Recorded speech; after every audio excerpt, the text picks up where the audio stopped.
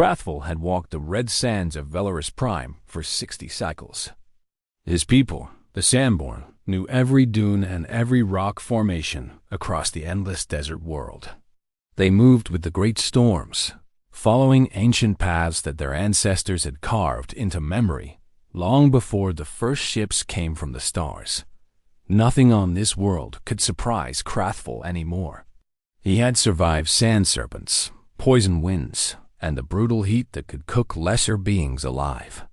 He was a master tracker, a survivor, and he feared nothing. That changed on the day the strange voices came. It started as a whisper carried by the evening wind. Krathful stopped walking and turned his 4 ears toward the sound. The twin suns were setting behind the distant mountains, painting the sky in shades of orange and purple. His caravan had made camp near an ancient rock formation that provided shelter from the night creatures. The others were preparing food and tending to their pack animals. But Krathful heard something that made his blue blood run cold. The voices were not speaking any language he recognized. They were not Sandborn voices, nor were they the clicking sounds of the insect traders who visited their world twice each cycle. These voices had a strange quality to them. They rose and fell in patterns that seemed almost musical, but carried an undertone of something powerful, something dangerous. Krathful walked away from the camp, following the sound. His wife called after him, asking where he was going and why he looked so troubled, but he did not answer. His feet moved on their own, drawn toward the source of the voices like a moth to flame. The wind grew stronger as he climbed a nearby dune, and the voices grew clearer. They were coming from the other side, from a small valley that the Sandborn called the Dead Place. Nothing grew in the Dead Place. No creatures lived there. Even the sand serpents avoided it. The elders said that the gods had cursed the dead ground long ago, and that any who entered would never return. Krathful had never believed such stories. He had dismissed them as tales meant to frighten children. But now, standing at the top of the dune and looking down into the valley, he finally understood why his ancestors had been afraid. A ship sat in the center of the Dead Place. It was not like any ship Krathful had seen before. The trading vessels that visited Velorus Prime were sleek and silver, designed for speed and efficiency. This ship was different. It was dark and heavy, covered in strange symbols that seemed to move when he looked at them directly. Lights blinked along its surface in patterns that hurt his eyes. But the ship itself was not what made his heart stop beating. There were beings around the ship. They stood on 2 legs like the Sandborn, but they were smaller and had only 2 arms instead of 4. Their skin came in various shades of brown and pink, and they had hair growing from the tops of their heads. They wore strange clothing that covered most of their bodies, and they carried tools and devices that Krathful could not identify. Some of them were digging in the sand, while others were setting up strange equipment that glowed with an inner light. These were the beings that the Galactic Council had warned about. These were the creatures that had emerged from a small blue planet in a distant corner of the galaxy. The beings that had somehow survived on a death world covered in poison water and filled with deadly predators. The beings that had looked at the stars and decided that they would conquer them. Humans. Krathful had heard the stories, of course. Every spacefaring race had heard the stories. The humans had only discovered space travel a few hundred cycles ago, but in that short time, they had spread across the galaxy like a disease. They were everywhere now. They traded, they explored, they colonized. And sometimes, when threatened, they fought. The stories of human warfare were the stuff of nightmares. They spoke of beings who would rather die than surrender, who felt pain but used it as fuel for their anger, who could survive injuries that would kill any other species 10 times over. The traders who passed through Velorus Prime often spoke of human endurance in hushed and frightened voices.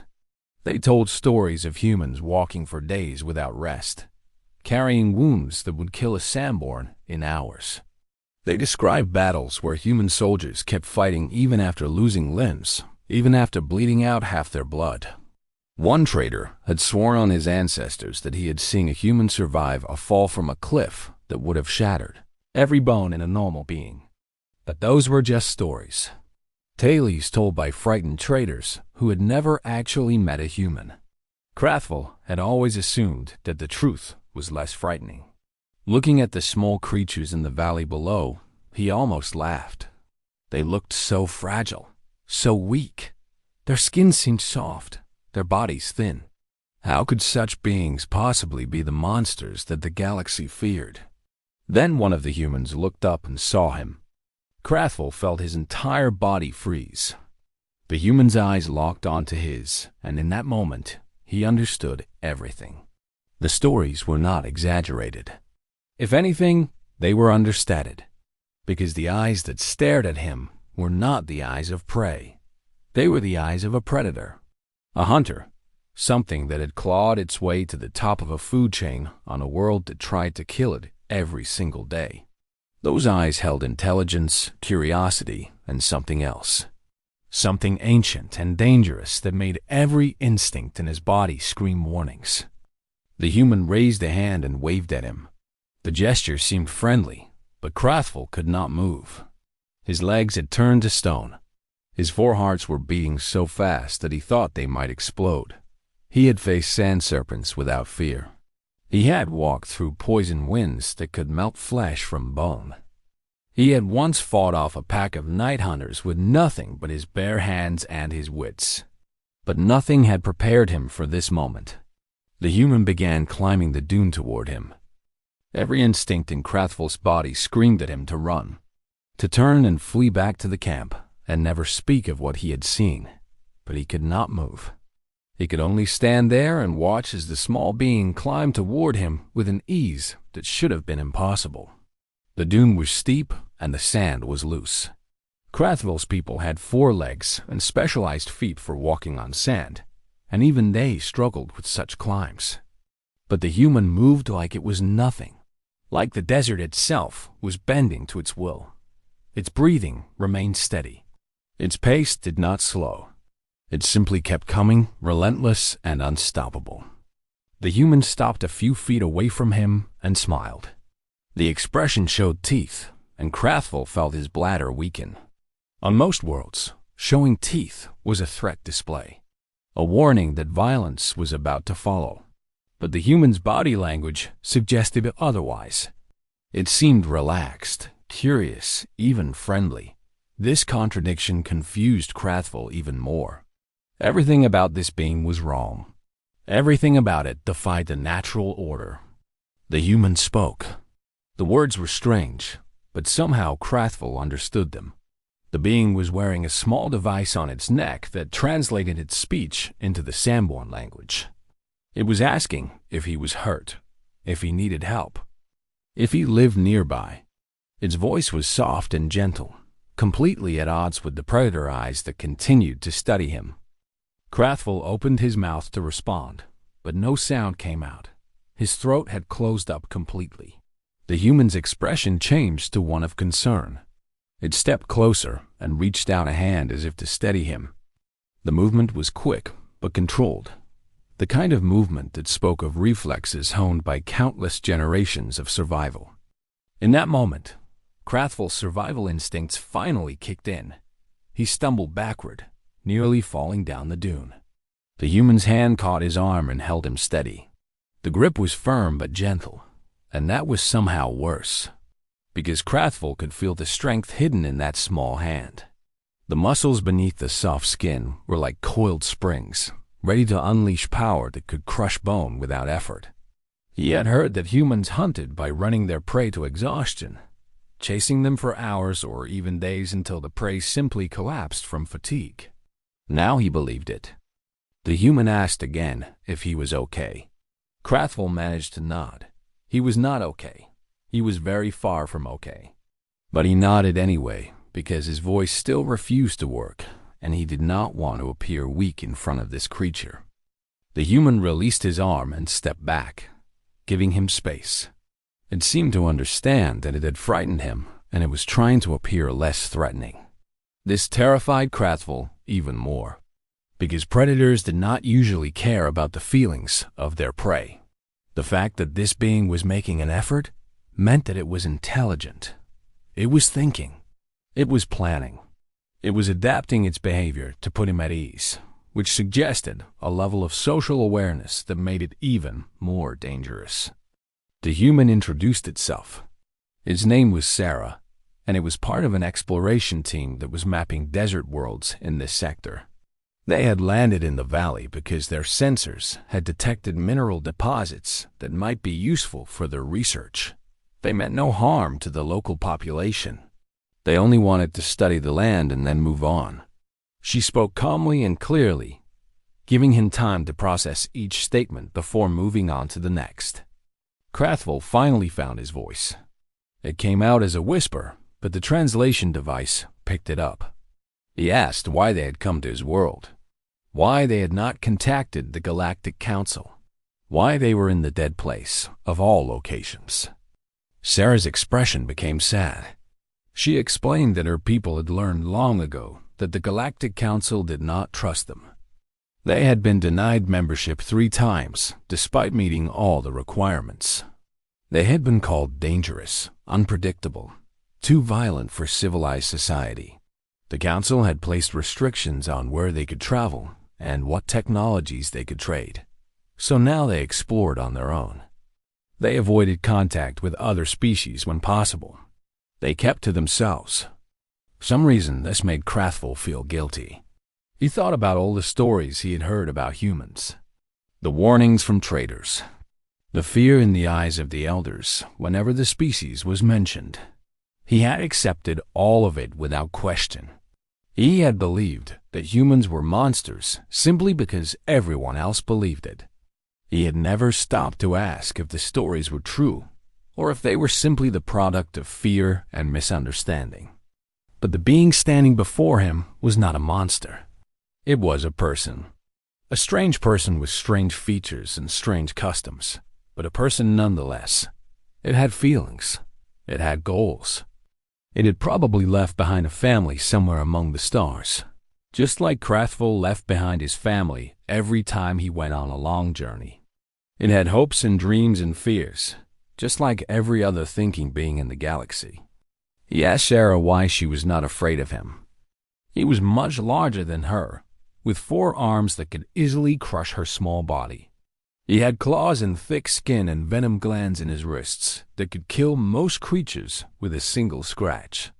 By all measures, he should be the threatening one in this situation. Sarah laughed.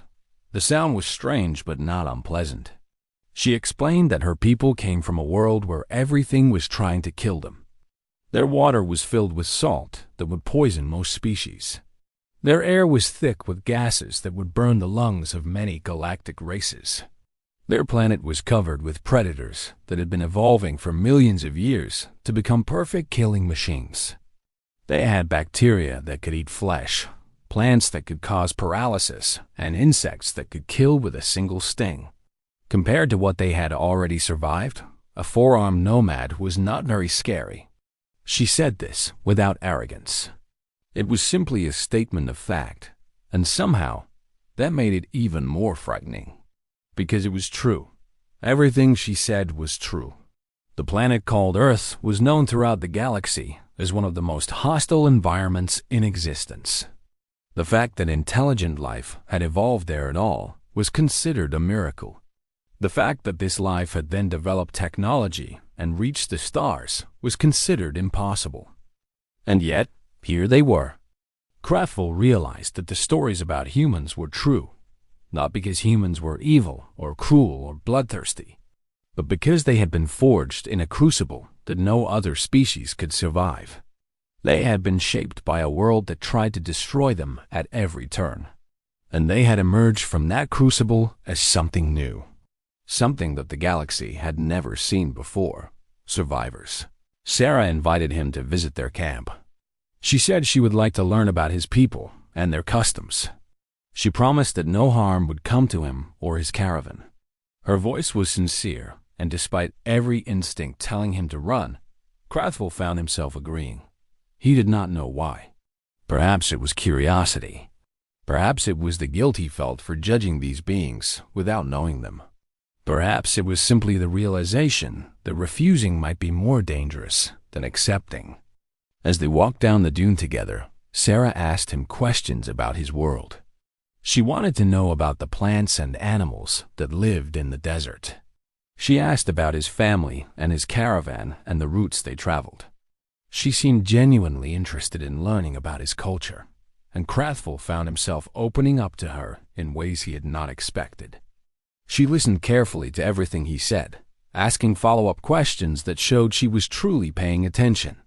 By the time they reached the camp, Krathful's fear had begun to fade. It was replaced by something else.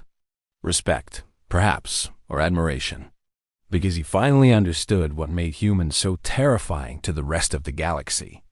It was not their strength or their endurance or their capacity for violence. It was their kindness. Because a creature that had every reason to be cruel, but chose to be gentle, was far more dangerous than any mindless predator. A being that could destroy you but chose instead to help you was worthy of both fear and respect. The other humans in the camp welcomed him with the same warmth that Sarah had shown. They offered him food and water and asked him endless questions about his world. They treated him not as a threat or a specimen to be studied, but as a guest, as a friend. The desert wind carried their voices across the sands, and somewhere in the distance, the twin suns finally set below the horizon. A new chapter in the history of Velaris Prime had just begun, and nothing would ever be the same again. Krathful knew that when he returned to his caravan, he would have stories to tell. Stories that would challenge everything his people believed about the beings called humans. Stories that might change the way the Sandborn viewed the galaxy. And as he sat among these strange creatures from a death world far away, eating their strange food and listening to their strange laughter, Krathful felt something he had not felt in many cycles. He felt hope. Hope that maybe the galaxy was not as dark and dangerous as everyone believed. Hope that maybe, just maybe, there was room for understanding between species. Hope that the future might be brighter than the past. The wind continued to carry strange voices across the desert, but now those voices no longer filled him with fear. Instead, they filled him with wonder.